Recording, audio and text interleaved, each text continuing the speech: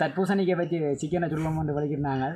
அப்போ நான் சொன்னால் இப்போ எங்கே இயற்கையான இடங்களை பார்த்து இங்கே நம்ம வேறு இடங்களை பார்த்து அவுடோரில் செய்வோம்னு சொல்லி நண்பர் சொன்னால் எனக்கு தெரிஞ்ச வீடு ஒன்று இருக்குண்டு நீட்டான இடமா போய் அங்கே செய்யலாம்னு மாதிரி சொன்னார். ஒரு அப்போ நான் இயற்கையை நான் யோசிச்சினான். பட் இவன் வீடுன்னு சொல்கிறான். எனக்கு அதை விட பூரண திருப்தி இல்லை தான். இருந்தாலும் அவன் சொல்கிறான்டா காண்டி நான் போவோம். சரி பாப்போம்.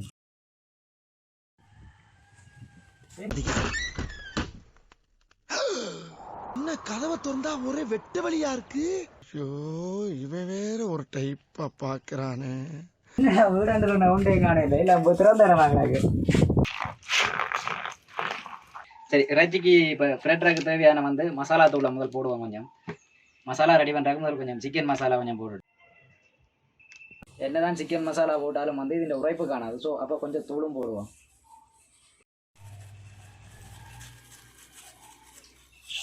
அடுத்த வந்து உப்பு தேவையான அளவு போடலாம். நாங்கள் 1.5 கிலோ கோழி எடுத்து வச்சுக்கிறோம். அதனுடைய கொஞ்சமாக போடுறோம். அச்சா இஞ்சி பேஸ்ட்டுன்னு போடுவோம்.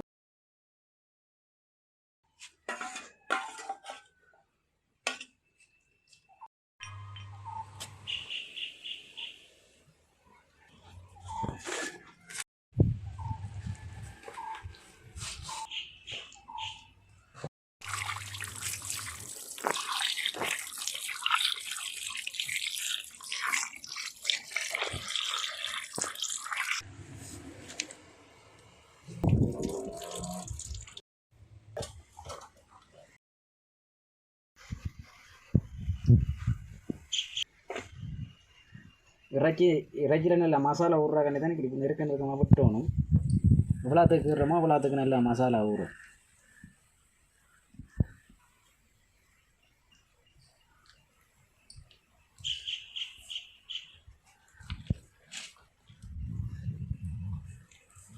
இப்படி வளமையாக நாங்கள் செய்கிற இல்லை. இப்போ தான் புதுசாராக பண்ணி பார்க்குறோம். அவ்வளோத்துக்கு சரியாக வருமானு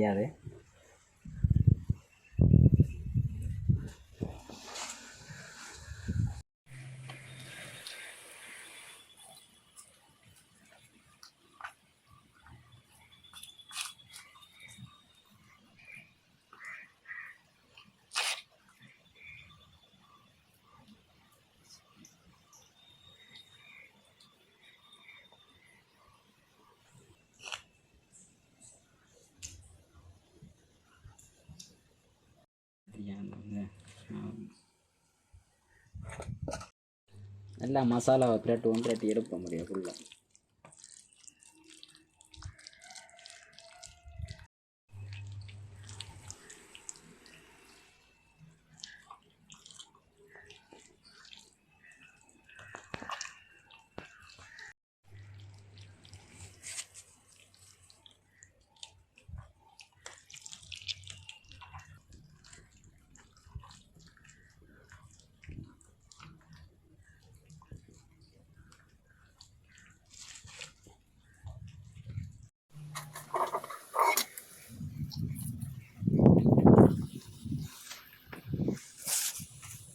மாதிரி சுட போகிறோம்ன்றது இன்னும் சொல்லே இல்லை.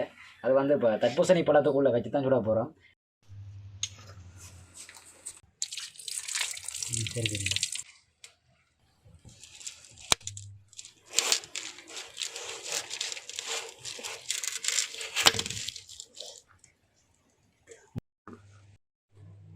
பழமே சிவப்பு கலர்லாம் வராது. இது நாங்கள் இந்த முறை வாங்கினா மஞ்சள் கலரில் வாங்கியிருக்கிறோம்.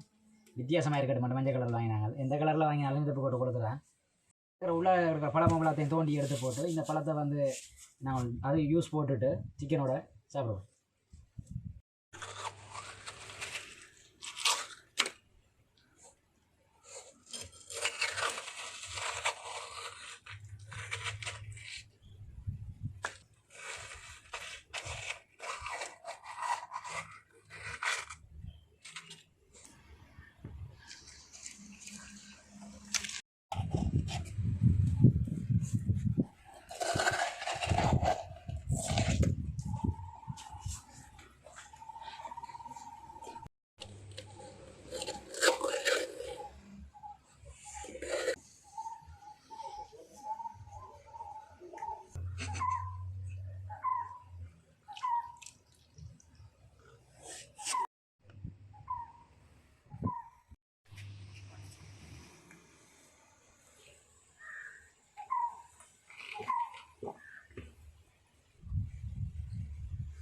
அண்ணா ஜூஸ் என்ன சொல்லுது?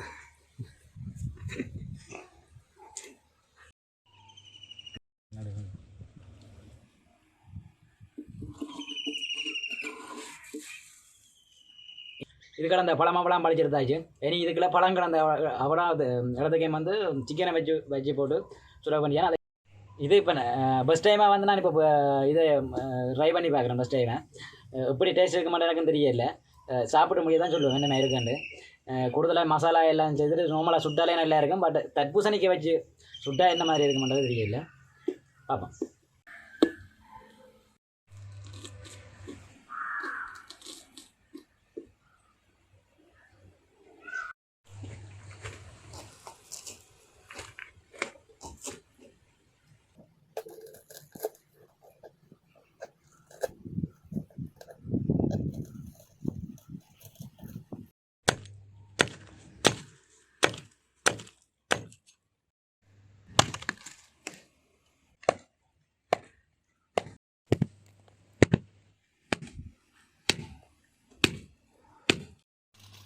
தடிக்கு என்னதுக்காண்டி சுற்றுற மாட்டாது இந்த நெருப்பெரிக்க வந்துக்கிறவள தடிக்கு நல்லா நெருப்பு படைக்க வந்து தடிக்கும் டக்கு நெருங்கி கறிக்கட்டி ஆகிக்கின்ற இந்த விரும்புவோம் சிக்கனோட.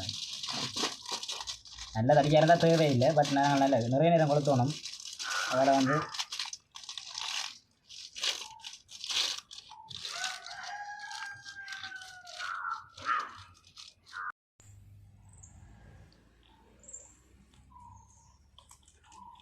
ஆச்சு. இனி எங்களோட தர்பூசணியை கொண்டு வந்து பார்க்க வேண்டியதான்.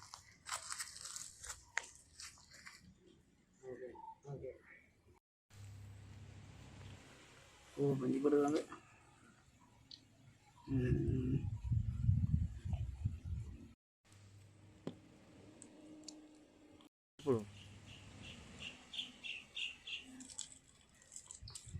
சக்ஸஸ் எல்லாம் குழவி செட் பண்ணியாச்சு. இனி இன்னொரு அலுமினிய பேப்பரால் வந்து ஒரு சின்ன கவர் பண்ணி போட்டு நெருப்பை கொளுத்தி போட்டு சுட வேண்டியதான் வேறு.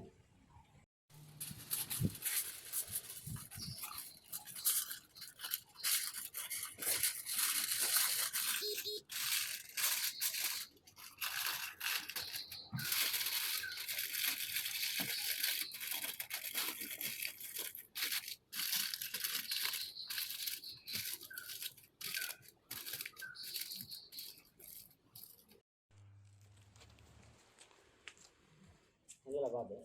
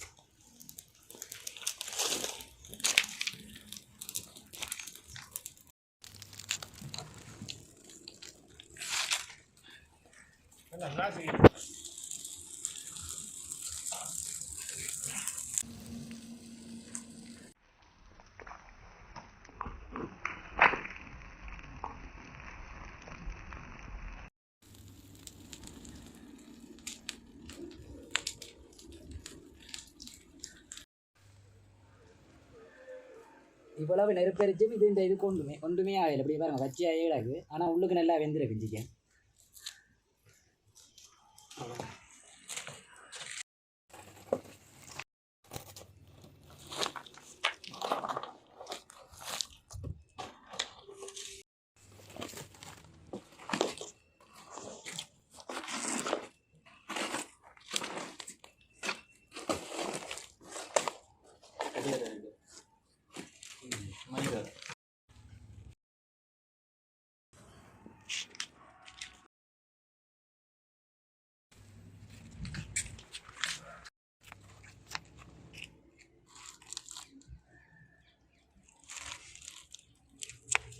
நல்லா வெந்துட்டது, பார்க்கவே தெரியுது.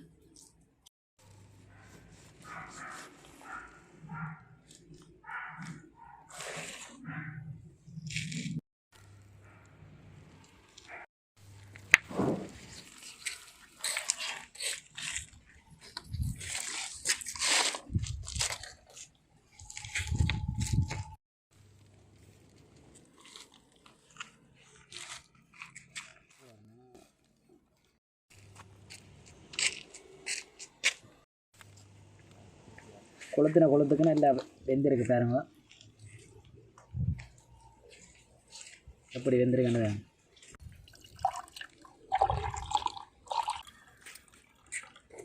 வெயிலுக்கு தர்பூசணி ஜூஸும் லெக் பீஸும் வேறு லெவலில் இருக்குது.